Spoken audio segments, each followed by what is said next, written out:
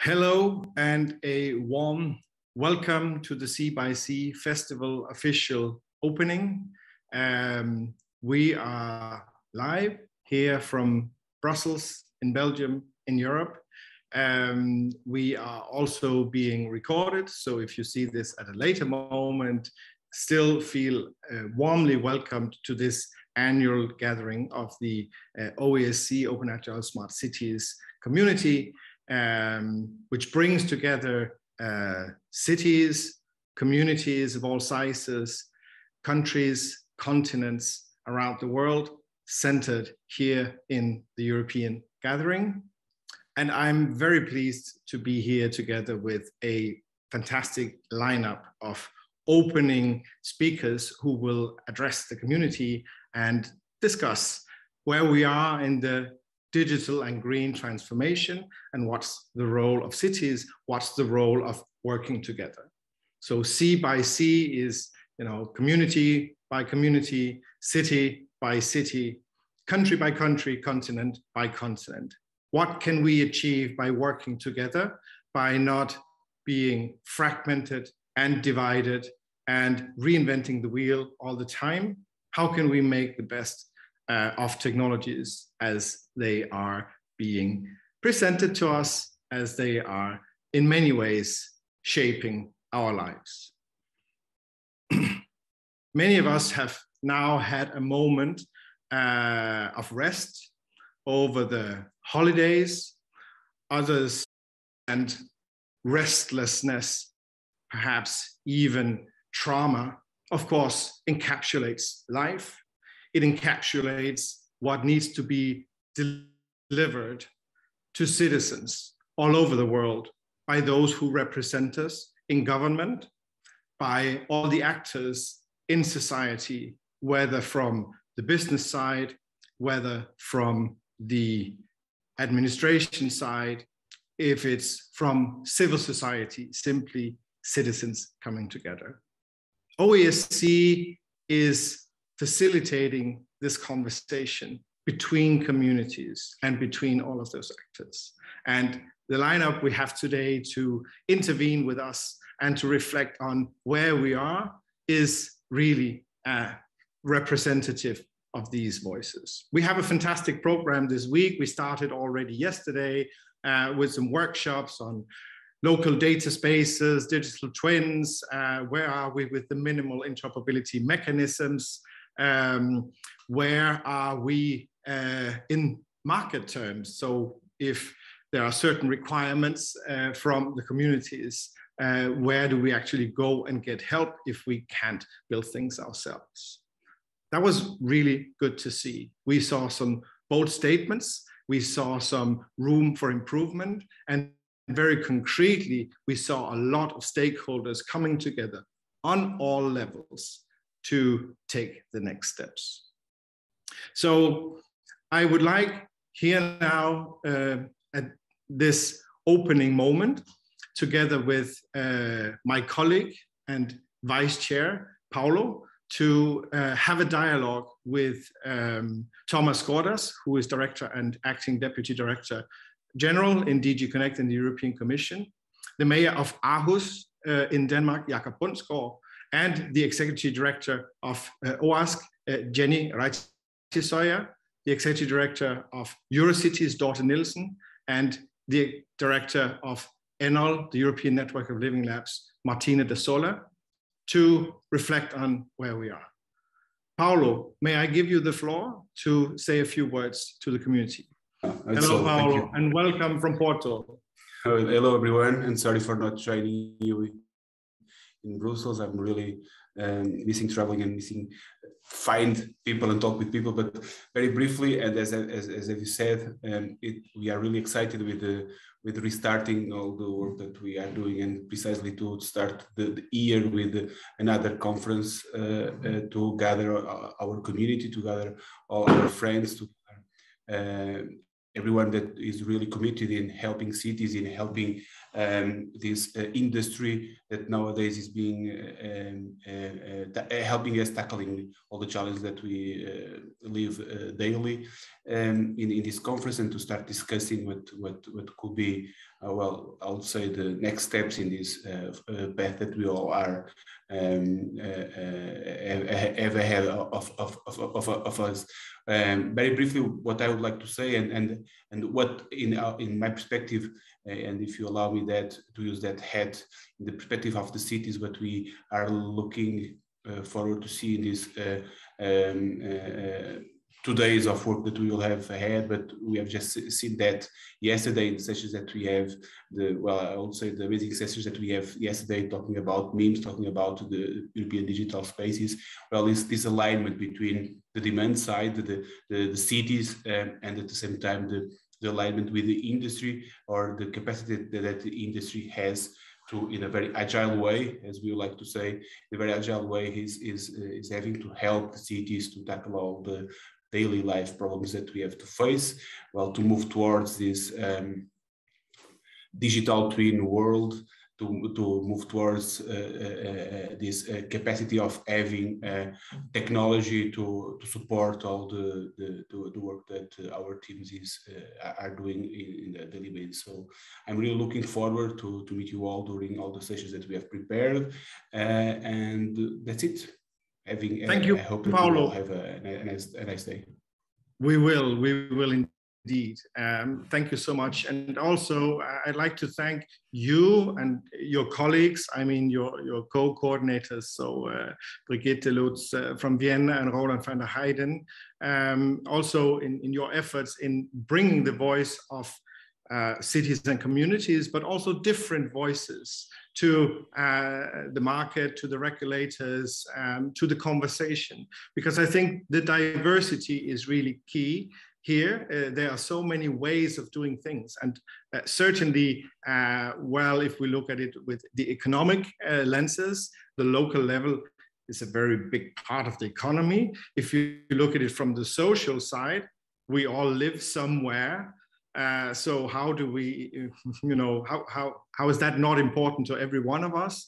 And if we look at it also from the environmental and green side, I mean, that is really where the action is. Of course, we have to do things, but how do you do that in different ways? This is not a bureaucratic exercise we're out for. So we are very glad to be addressing. We have more than 400 registrations here. We had tons of people popping in and out in the sessions yesterday. This is both recorded and live streamed and so on. So also, it's different than being in a room together where you can feel everyone. We missed that kind of closeness. We had the annual dinner here last night in Brussels. It was a small group because so many could not travel. But still, I hope you can feel the communities coming together and learning from it. Thank you, Martin. Thank you, Paulo. So good morning to both of you. Good morning to all our panelists, and good morning to all our participants. It's true, it's first time I participate here, and it's a real pleasure. So to join this large community, which can do so much on many fronts, as we will see in a moment, and as you have been debating for several years now, and developing the whole area for several years now, with some really flagship examples. So first of all, I would like to thank the Open and Agile Smart Cities for bringing us all together again. And as I said, it's a great pleasure for me to participate in this festival on smart cities and communities of the future. So today I would really like to discuss, or to focus, if you wish, how we could envisage a sustainable future for cities and communities, especially when we see it a little bit through the lenses of digital. And this is not because, this is because besides all the negative effects that the pandemic has brought so far, at least there is one which is certainly very positive, and this is the acceleration of the digitalization of our economy and society that we see happening in front of us in the last 2 years. From teleworking to teleeducation to surge of demand in telecom and in cloud computing services, as well as to artificial intelligence and other technologies that all this data economy is bringing about. Actually, this digital acceleration that we are just living right now is a real game changer. And it's not just about an era of changes that is bringing, but it's really the change of an era. Let me see now how cities and communities can make the most of this new era. And we call it the digital decade era, as we decided in the, we spell it in the commission, this decade up to 2030, the digital decade, together with the green decade, if you wish. So last September, the European Commission launched the Digital Decade Policy Program, which is setting very ambitious targets to reach by 2030. These are structured around 4 quadrants of a sort of a digital compass. So it starts from education and skills, it goes to the deployment of secure digital infrastructures, and then the last 2 are the digital transformation of industry and the digital transformation of the public services and governments. Our objective is that by 2030, we will aim to have in Europe a fully digitalized economy and society, which is built on solidarity, on prosperity, and on sustainability. And of course, we will aim also to develop those technologies and infrastructures to make this digital, the twin digital and green transition a reality. And what, of course, we want is that the benefits will be felt across all sectors, all regions in Europe, and finally, and most importantly, by cities.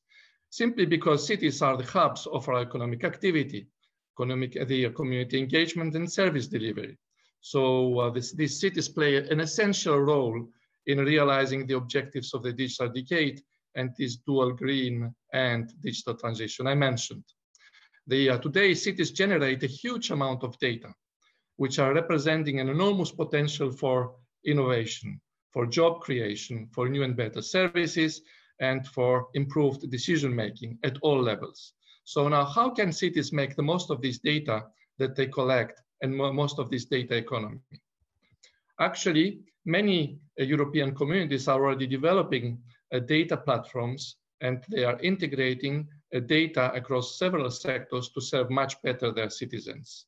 This starts from multimodal intelligent transport systems and traffic management, to rapid emergency assistance in the case of accidents, to waste management solutions, to urban planning, to smart energy and lighting solutions, to resource optimization, and whatever other brilliant ideas we've already started putting in place. So I would like just here to take a few examples. As we have the pleasure here to have the mayor of Aarhus, let me congratulate the city for having a very strong, smart and green strategy and a very active role in the network of the Danish municipalities and in the Nordic Smart City Network. Among the pioneering examples is the Danish National Internet of Things Gateway for all the municipalities, which is an open source solution from what I understand, which is offered also on commercial terms by several operators. I'm also pleased to see that we have Flemish cities that collectively use their data within the Digital Twins Do It project. This is a project that we have been financing under Horizon 2020 and which won one of the World Smart City Awards. The project leverages the concept of digital twins to evolve urban planning. Its interoperable platform helps local stakeholders to improve both operational decisions and long-term planning. Digitalization also plays a key role in the development of smart villages. So I very much welcome the efforts of the Portuguese Alentejo region for showing the leadership and bringing its local communities together to find common solutions. And I'm very impressed by Portugal developing a national strategy for smart cities with some EU funding too. All this is in fact part of a broader vision for the digital decade ahead.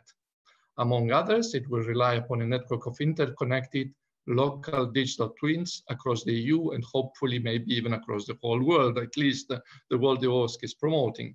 To help implementing this vision, we have already put in place in the Commission different instruments which are at the disposal of cities and communities and the stakeholders more broadly.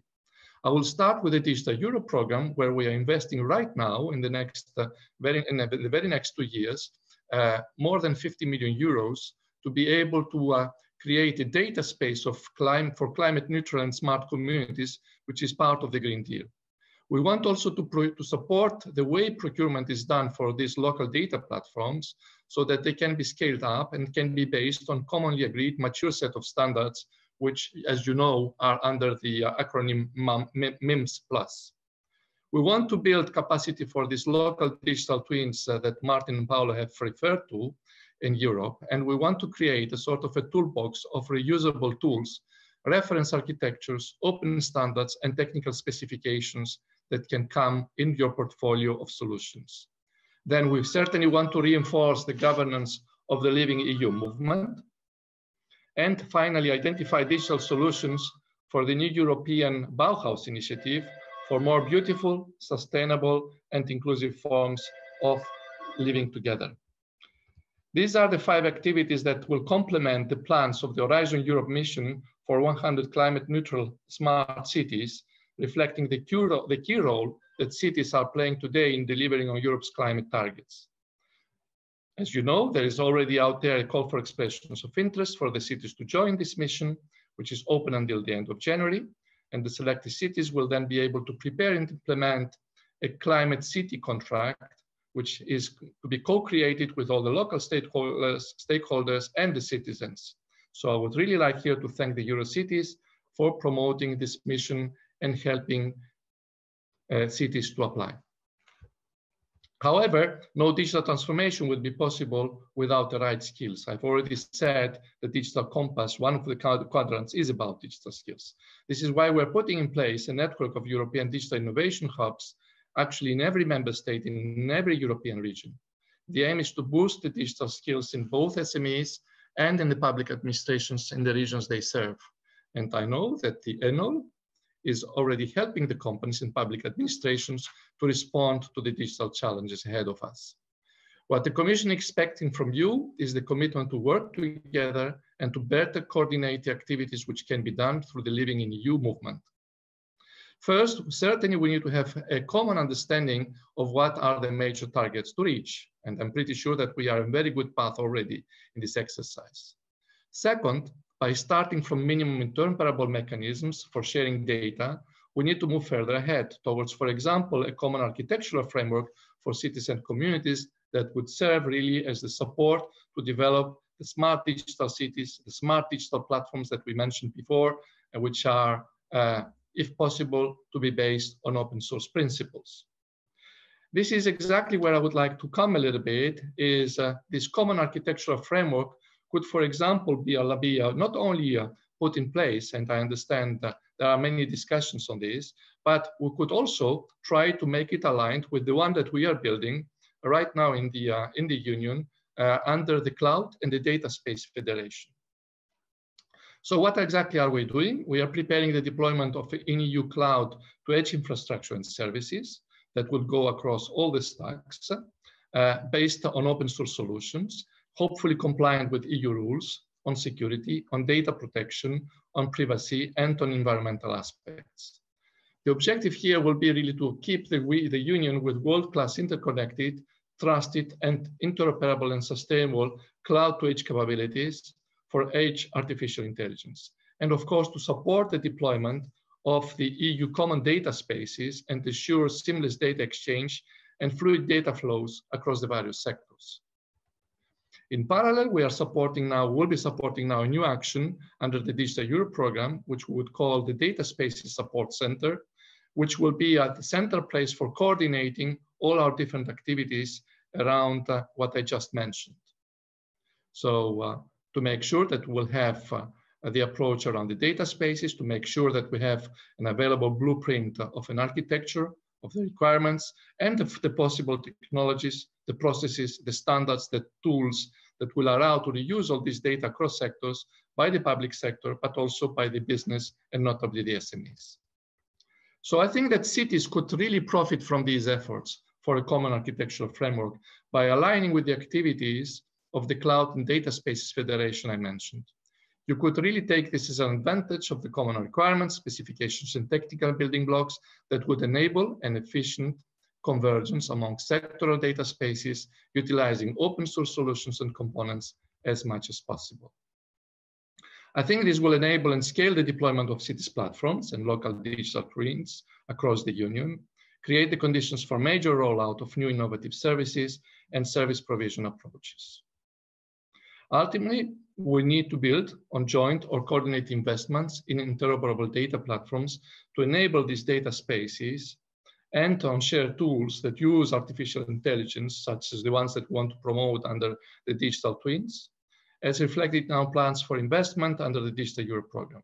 And of course, interoperability through the use of open standards is this strong enabler that is highlighted also in the European interoperability framework for smart cities and communities. So all this festival is about learning from each other and discussing how to make this twin transition happen, how to replicate and multiply success stories, and how to reap the benefits and the new funding opportunities. I believe that the approach that we have chosen for the European Union is not only helpful, but even it already resonates with other partners around the world. The learning is global, and OASC has been instrumental, certainly, in this process. So I'm pretty much sure that the City by City Festival will allow us to share, learn, and inspire further on all these aspects. Thank you very much for your attention. Thank you so much, Thomas, for this comprehensive, I would say, overview of what you see from your side. Maybe we can go into, you know, if there are some areas that you see need more attention. Of course, there's the whole technical side, okay, but that's only one out of several issues, right? I mean, there's the whole transformation of how we organize around this, how we finance it, how does it reach the, you know, the green goals and so on. So let's come back perhaps when we have heard also some other positions and reflect a little on how even to prioritize. You mentioned some points, so we can go back to this. Well, thank you, and thank you for the invitation to take part in this festival. It's a great opportunity to both learn from other cities, and I believe that one of the key missions here must be to make sure that we share our experiences and knowledge and information between cities, because as you mentioned, Martin, everything is located somewhere, and we need to make sure that we are dealing with the concrete issues that people living in cities all across the world in their everyday life are experiencing. So this is our mission in Aarhus, is to make sure that we use the digital transition and all the possibilities working with digitalization to make sure that we reach the goals that we are setting together with our citizens. And as you mentioned, we just had a local election in Aarhus, and to be quite honest, digitalization and the use of technology is something that many citizens are now taking as a given. We need to make sure that we utilize the opportunities that we have with technology to reach our targets. So the age of technology for the sake of technology is long gone. So we really need to make sure that we convert this to a focus on dealing with some of the major issues that we are facing. And looking at my city, mid-sized city in the northern Europe, and all across the world, similar problems are taking focus. Much of it is about the green transition, making sure that we are delivering a planet to our children and our children's children that is in balance.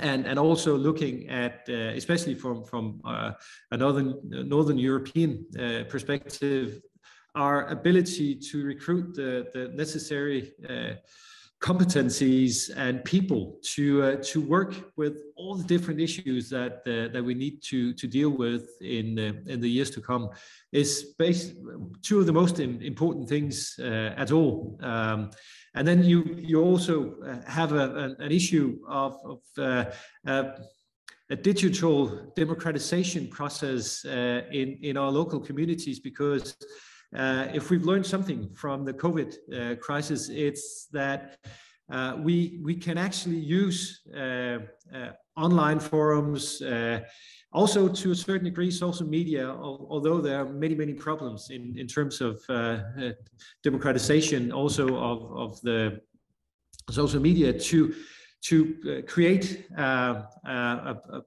public discussion on some of the also very difficult issues. And we need to make sure that we utilize this in the future, and we take this experience and make it even better, and use it to give local citizens an opportunity to organize themselves around the different interests that they have, and also to take part in the political discussion. So we need to reduce the distance between the politicians and the everyday life in our local communities through digitalization, also, which is one of our strategies. And we just adopted last year a new smart city strategy for Aarhus, trying to conceptualize this push for using technology and digitalization in order to pursue these goals. To be a little more concrete, we've set a target all the way back in 2008 for our city to become CO2 neutral in 2030. This is a huge task for us, and it's definitely a wicked problem. And we want to use our ability to gather data and convert it to sort of a decision-making instrument, and we want to make sure that we use sensor technology and all these type of things in order to make sure that we have better and smarter buildings that have a smaller CO2 print than they have today. I'm standing in my very nice office in a building from 1941, and it has the perfect average temperature. It's very warm in the summer and extremely cold in the winter. And this is perhaps not the best way to organize things. So in our efforts to retrofit all our municipal buildings in the city of Aarhus, we are using a data-driven approach. And then we need different types of smart technology in order to make sure that this works. And that's just to take one thing. Another aspect that we are trying to push forward is our ability to use data to enhance our mobilization. 50% of our CO2 emissions in Aarhus comes from transportation of either people or goods, and therefore there's a huge advantage to using data to help. For instance, small things. The parking situation in most cities are a bit of a hassle. It's you always find the vacant spots in the wrong places, and you have to circle around to find them. We are supporting also small startup businesses using the city as a laboratory to develop new types of solutions, for instance, for finding vacant parking lots for electrical vehicles. Investing from our green fund in the municipality together with a small local business to develop this kind of solutions, and hopefully be able to scale it up to every city across Europe or across the world. And we need to do this and also make sure that the drive in our startup community is directed towards some of these really difficult problems that we are facing. We're also using robot technology to clean our streets and our harbor. Small robot that can gather plastic and other stuffs from our harbor in order to make sure it doesn't enter into the sea. All these types of solutions we need to bring to the table, and also use our city as a living lab. This is one of the things that we're quite proud of, and thank you for the recognition, Thomas Skordas, for our IoT platform, which shows that when a city or a number of cities are coming together and trying to create a new platform and a new standard, this can actually be applied also in a larger scale if we are successful, and we hope to do much more of this in the future in order to pursue our targets together with the citizens. So being able to use our city, our citizens, some of all the data that we are gathering on our open data platform as a way to create proof of concept of new ideas is definitely something that we want to explore even further. We created a city lab where we have a lot of really dedicated people working together with a huge network of companies and interest at the and researchers at the university, which we also believe is a way to push forward and make sure that we utilize all this fantastic data that we are creating.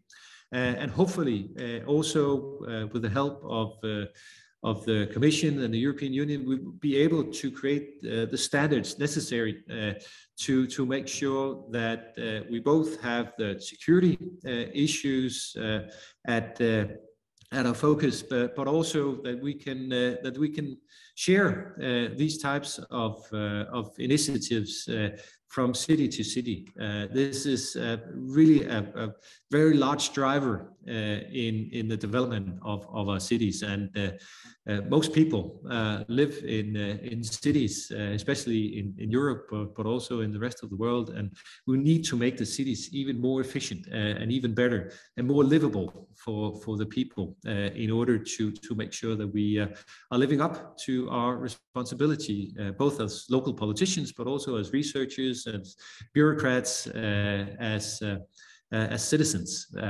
of our cities. So I hope that we'll be a lot wiser after this festival and conference, and that we can also hopefully meet in the future in real life. We are really longing to have this connection between people, and hopefully we'll in a few months be on the right side of the COVID crisis.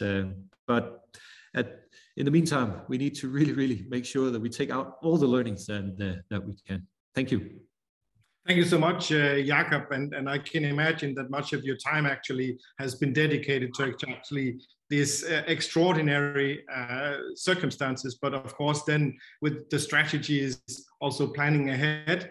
So how can we take the best learnings even from the dark times going forward, and when we deliver more less threatening services here. Thank you so much for this vision. Again, there are many aspects we could discuss more. So of course, how to weigh the digital versus the social versus the economic and so on, but maybe let's get back to those points. I'm joined now here by our Executive Director, Geni Raitisoja. And as you can see, actually a few people on the ground here in Brussels. So that is at least happening to a little degree. So Geni, I give you the floor to say a few words to, well, our community. Thank you, Martin. It is actually my privilege to welcome all of you and to thank all of you for taking part in CxC 22. This is the annual meeting of the OASC community. And it is a testament to the strength of our community that I stand here before you and that we are holding the 9th edition of the festival this year. We've talked a lot about the pandemic and its effect on all of us. In OASC, it has prompted a period of meditation, of looking back at what we are and charting a path to what we want to do. OASC has always been sort of a unique organization. We are city-centered, driven by members, yet we are probably one of the few organizations that don't require membership fees. It makes for an interesting combination. How do we deliver the services that our members need, while at the same time providing the providing the technical specifications that the community has looked to us to provide. One of the things that has always driven OASC is the power of the community. In the past several months, we have seen just how tightly this community is woven into the fabric of what OASC is. And it is something that makes all of us proud to be part of this landscape. It is something that we treasure, to know that OASC's strength really does rely on the membership, really does rely on the networks, on our relationships with Eurocities, with ENoLL, our capacity to speak with the Commission on policy, to be able to weave what we do into European policy that will help change the lives of millions of people. That's something that we are very proud of. But it is also a responsibility that we are very aware we carry on our shoulders. I don't like talking too much, but listening to Thomas, listening to Jakob, when they talk about something, it's about alignment. And alignment is what OASC is seeking with our partners, with our members, with our friends. My team is probably sick and tired of hearing that word. But because if we do not align about where we are and where we want to go, the path before us will be murky. Like I said, we are very lucky in OASC to be able to count on our members. Recently, for example, SKR, the Swedish Association of Municipalities, has seconded Magnus Agnersen to help develop the MIMS. Everybody knows that's what OASC is about, delivering the minimal interoperability mechanisms that would enable digitalization to reach as many people in the world. MIMS is global, like OASC is, but part of it is also MIMS Plus, the European version that we are driving through the Living in EU movement. Like I said, OASC stands at a privileged position to be able to take an active role in changing lives. For the next several months, our focus is on that, going back to basics, making the MIMS operable and adoptable by cities all around the world. We may be European born, and we are very proud of that. But as you can see, as the executive director that stands before you, we are also very much global in character. Like I said, for the next few months, I issue a challenge to everyone who's part of our community. Lean in, help us develop the MIMS.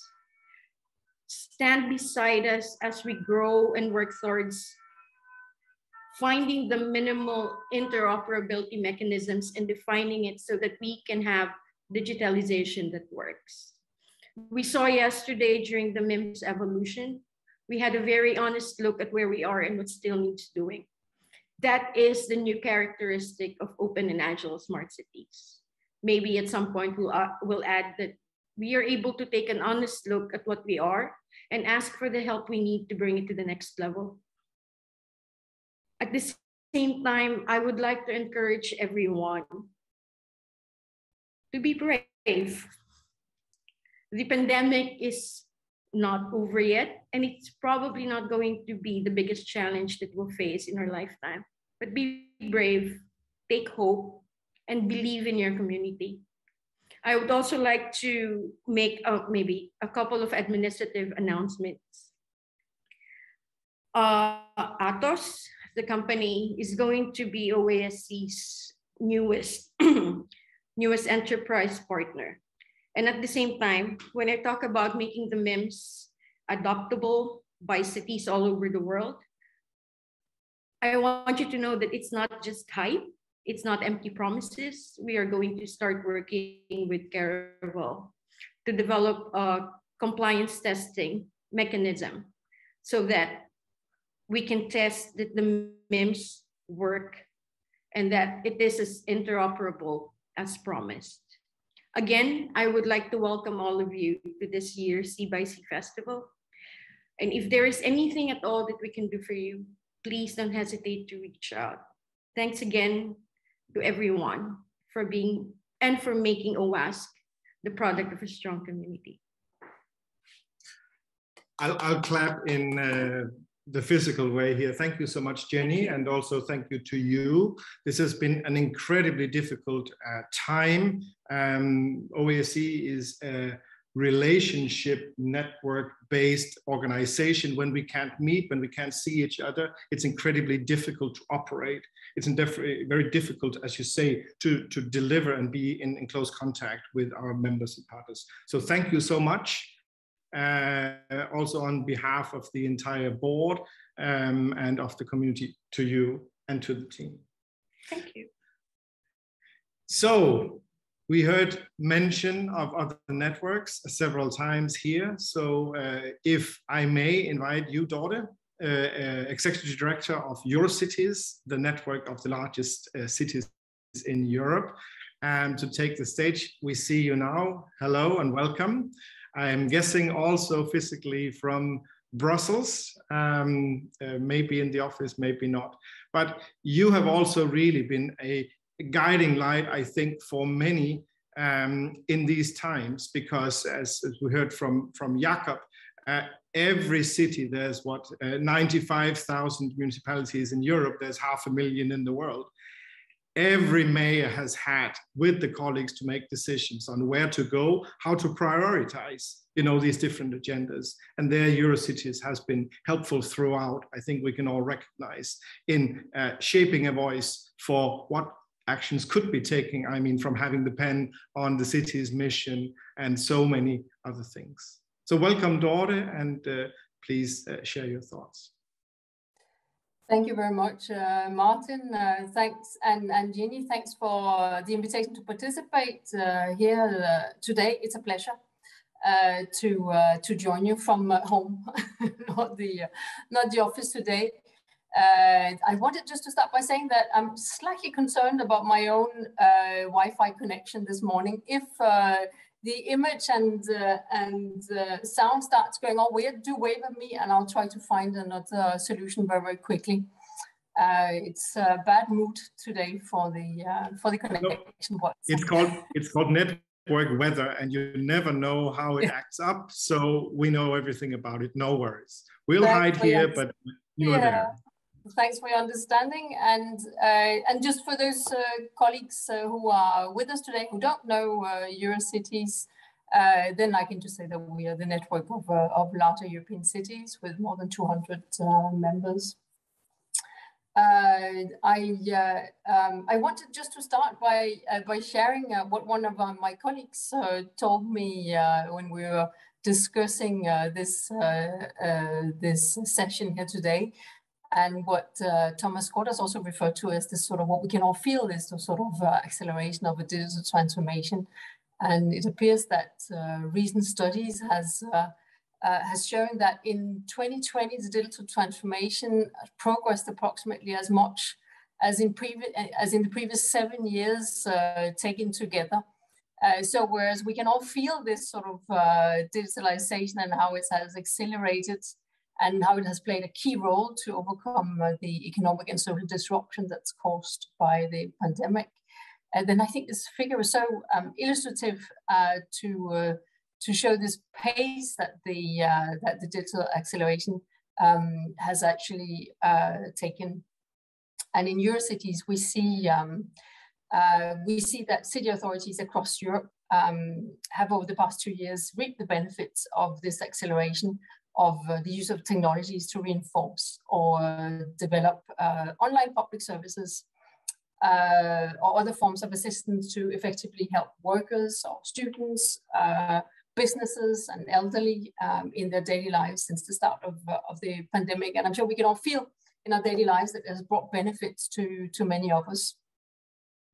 But at the same time, this acceleration in digitalization has revealed that there are still many challenges that we must overcome to achieve a full and inclusive digital transformation of society and in the cities. I want to highlight 3 main issues that for us in Eurocities stand out. when we today are looking into the opportunities for 2022 for contributing together to tackling some of the challenges ahead. The first main issue is this urgent challenge related to the digital divide. We've seen both before and during the pandemic and these waves of lockdowns that we've all experienced, that there is a huge gap in cities between those who are equipped to take advantage of the digital transformation of society and those who cannot. There is a need to better understand this digital divide, the size, the magnitude of it, and its consequences, to collect the data, to analyze this data, and then to develop targeted policies to reduce the divide in cities. This is essential to be able to promote inclusion through skills development and by fostering connectivity. And by way of example, I wanted to mention the city of Bordeaux, who has launched an observatory on digital inclusion. Bordeaux is collaborating with other cities in Europe and globally through Eurocities and the Coalition for Digital Rights to make an inventory of the digital divide across Europe's cities. So I've started this information gathering. So Europe's digital transformation has to contribute to this, to closing the digital divide, not to make it wider. And we believe, and we can see that city authorities really have a strong vested interest in this and a clear contribution to make sure that this can happen. A second main issue for us in Eurocities is this: the how, what, and when of data sharing and data access. Data are the backbone of the digital transformation in Europe cities. This was also, I think, very clearly explained by the mayor of Aarhus, with many good examples. An efficient and effective data governance in Europe is crucial for more and better access, use and sharing of data among the local ecosystem players. The upcoming EU Data Act proposal will be essential to secure data sharing, including business to government data. The opportunities offered through the Digital Europe program for the development of sectorial data spaces will also be vital to make progress in this area. In Eurocities, we have over the past couple of years taken action to promote business to government data sharing in Europe more widely, to support city governments delivering more efficient public services to citizens. And we're very pleased to currently be engaged in the development of a code of conduct for data sharing in the tourism sector. Here we'll produce a series of principles and guidelines in collaboration with many other stakeholders, such as travel operators associations, as well as with the European Commission, who has set up this initiative, which we believe will be very useful. A third issue that I want to highlight is the need to find the right balances between exploiting new technologies and safeguarding fundamental rights. Now we know that artificial intelligence has the potential to transform public services in cities. AI technology can support the transition from a reactive administration to a proactive one that proposes and offers personalized solutions and increases its own efficiency. A city such as Helsinki is a pioneer in such use of AI. The city has recently developed, for example, a service to facilitate children's registration to public schools facilitated by artificial intelligence. But AI developments and uses might also pose risks to our fundamental rights to, for example, privacy. Cities such as Barcelona, Amsterdam, and London are at the forefront of AI safeguard progress. And they have launched the Global Observatory for Urban Artificial Intelligence as part of the Digital Rights Coalition, and with the support of UN Habitat and ourselves in Eurocities to develop standards for an ethical use of AI. I think it's also interesting to note that Amsterdam has developed an AI registry with an open overview of AI systems and algorithms used by the city government, and a set of contractual clauses for the procurement of AI. In our network, Eurocities, we have about 15 cities that are currently working to establish a comprehensive list of AI users in cities to make sure that the EU Artificial Intelligence Act proposal provides an adequate level of safeguards going forward. To wrap up, I wanted to just say a few words about why this collaboration between and with our partners at EU level and with other networks continues to be so important for Eurocities. So the digital transformation has picked up in speed, large scale, has picked up in speed, but this sort of large scale uptake and upscale of digital solution doesn't happen overnight. And this, I think, we can all see. Several challenges at financial, legal, technical, educational, capacity building and monitoring and measuring level must still be tackled. And it's only when we've tackled those sort of challenges and overcome the barriers that we can sort of fully reap the benefits of digital transformation to tackle the urgent societal challenges such as climate change, demographic change, etc. So the work that we have done here together over the past couple of years with the European Commission, Committee of the Regions, OASC, ENoLL, in the Living in the EU initiative helps us make progress on those challenges. And it's great to see the movement is steadily growing and now brings together over 100 signatories from member states, regions, and cities and more. And I wanted also to thank, of course, both Martina and Geni for your personal commitment to always bringing together the networks to and ensuring this collaboration is real and not just ethics. Now, local governments can play a key role in achieving Europe's digital decade targets. They should be involved in defining the governance framework to advance digital transformation by 2030. It's only through a coordinated effort that involves all levels of governance that we can build the European way of digitally transformed cities. Thank you very much for your attention.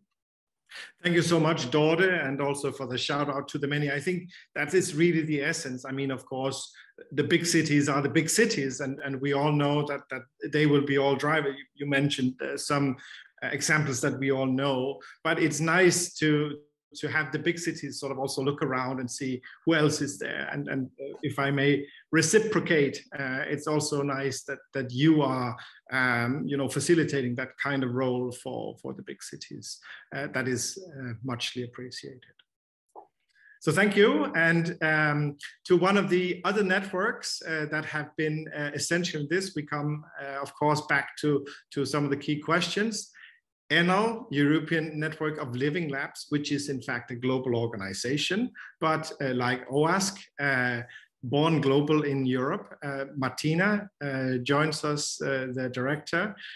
You also, like Geni, you joined in your position not so long ago. So you know everything what it is to, run a network organization when you can't really meet and build the strong links. But then it's good that we have had some time before, well, a decade or so, to build the strong connections that we are still, relying on to uphold our relations here during the pandemic and even more going forward.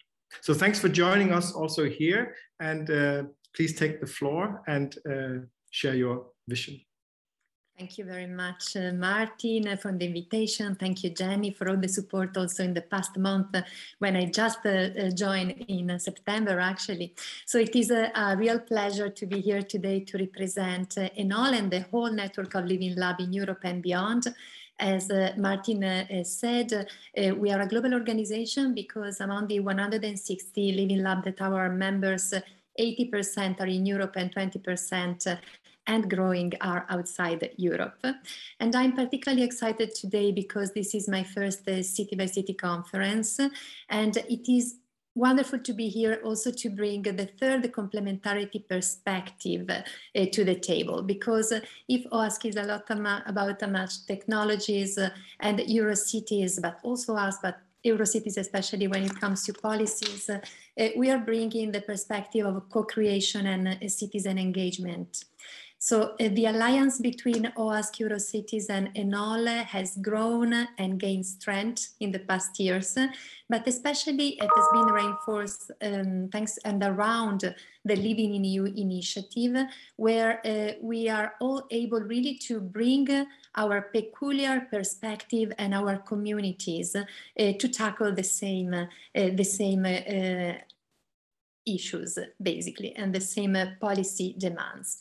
So as we know, Living Labs are more and more recognized as an important tool for tackling with problems facing our society that need the cooperation between industry, academia, government, and the citizens. And if we think about the quintuple helix beside the quadruple helix, that is this one, also bringing the environment and nature to the table.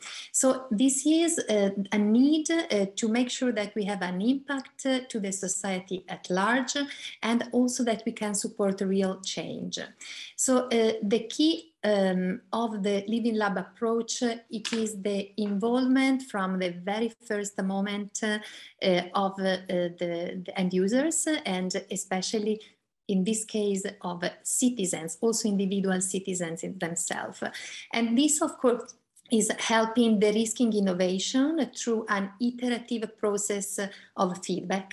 And this can also be applied not only to products and technologies, but for the adoption of new policies and regulations.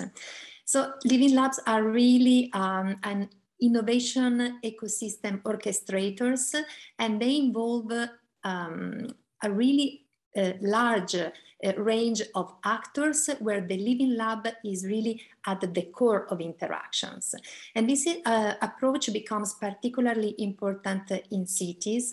We have heard the great and inspiring example of Aarhus just now. And in this case, these urban Living Labs or city Living Labs are like early experimentational gardens that are embedded in neighborhoods or in cities, where residents, governments, private actors, knowledge institutions can interact to design, test, and fine-tune social and technical intervention in real time, and especially in a real environment.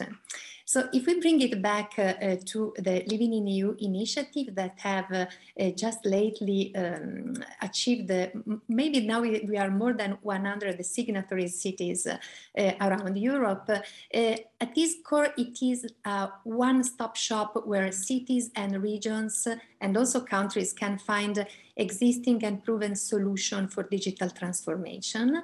And so these inventories have proven to be really good practices, and so part of the key of the success of the initiative. In this context, if we think that the Living Lab approach sponsored by ENoLL is about de-risking innovation, Living in EU is about proven practices, so also the de-risking, for customizing solution to special and specific needs. In this context, ENoLL is responsible for the capacity building activities. We have the ambition to become like an educational center for cities and regions towards the digital and green transition, and also to support cities to be established as city as a Living Lab, and also linking better with private players to finding solutions. So also helping upscaling Living Lab results, because Living Labs by definition are experimental and smaller scale, but the success is really to help upscaling these results to make a real impact. As the mayor of Aarhus said before, smart cities is not only about technology for themselves, for the sake of technology, but it's really about the impact that can have. And that's why the Living Lab approach can really support citizens in building and co-designing the new smart cities. So to explore how the Living Labs contribute to the digital and green transition, we have lately launched a joint working group with the European Commission. Actually, the initiative came from DG Connect and from DG Environment, which we really, really thank. So we have this joint working group with ENoLL on digital sustainability, including zero pollution. We will be drafting a recommendation to see how living labs are really contributing to reaching and achieving, helping achieving the objectives of the digital transition. Beside this, in ENoLL, as I said, we have more than 160 members, and we are organized also in action-oriented task forces. Two very active are on energy and environment. Under this umbrella, we have the digital sustainability, including zero pollution, and also the social impact of AI that is very much linked to how also AI is used in the public administration. So for us, it is really very important to keep on bringing this level of engagement, of citizen engagement, of community engagement, but also in helping to reduce the gap from the adoption of technology, from the design to the adoption of a technology. So we are really looking forward to keep up the great cooperation with OASC and Eurocities to deliver value and to support cities and regions together, beside, of course, our network of members and individual living labs. Thank you very much. Thank you so much, Martina. And if I may reflect back, it's been many years, and you know, as a fact of history, OASC grew out of the living labs, not the other way around. It was because communities and cities started talking, and then, oh, what about the digital? No one were closing the gaps there. So it's great to see also the complementarity about these many networks and associations coming together.